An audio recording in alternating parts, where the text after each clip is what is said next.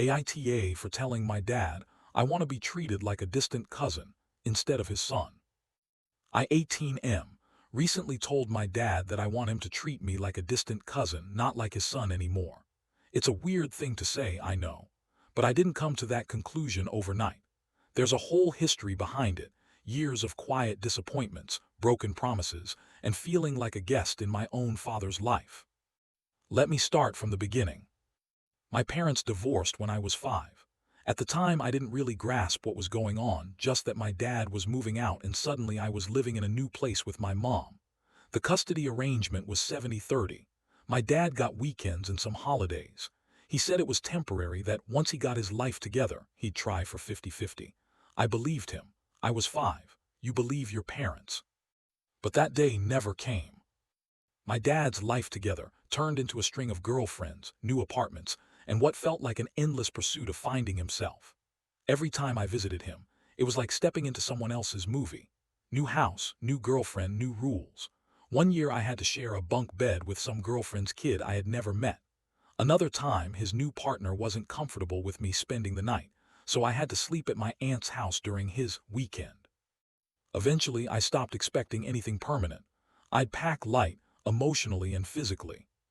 When I was around 12, I noticed he stopped showing up for the little things. School plays, science fairs, even birthdays sometimes. He'd send a text, "Sorry bud, caught up with work," or worse, no message at all. My mom would always tell me he loves you in his own way. I stopped asking what that meant. When I was 14, he had a baby with a new girlfriend.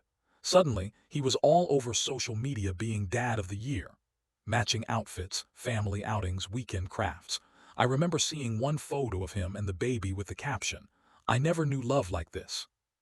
That caption hit harder than I expected. I realized he was capable of being present, just not for me. I pulled away more after that. I stopped initiating contact. When he did text, it was generic stuff. "How's school? Need anything?" I'd reply out of guilt, not desire. But every time I tried to express how I felt, that I didn't feel like a priority, that I felt like a visitor in his life, he'd get defensive. "I tried, but your mom made it difficult. You don't know what I was dealing with back then. You're being dramatic." So I stopped trying to explain. Fast forward to this year. I turned 18 in February. I didn't throw a party. I didn't expect much. But I thought maybe he'd show up. Instead, he sent me an Amazon gift card and a "happy birthday, man" text, not even a call. A week later, he posted another family photo. Him, his girlfriend, and my half-siblings having a cake party for her son's 6th birthday. Same house, same decorations I never got. I snapped.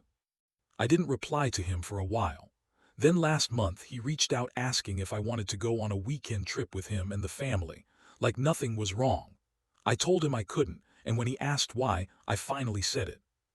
Because I'd rather be treated like a distant cousin, someone you check in with on holidays, someone you're polite to but don't pretend you're close with. It hurts less that way.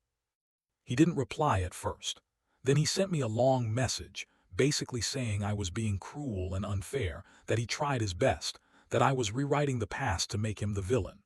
My aunt, his sister, called me later and said I should apologize because he was really hurt. But the thing is, I didn't say it to be cruel. I said it because I needed to set a boundary. I've spent most of my life twisting myself into shapes trying to get some kind of consistent love from him, and I'm done.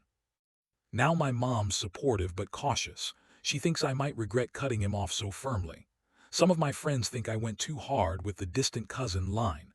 I get it. It sounds cold. But to me, it was the most honest way to describe how I feel.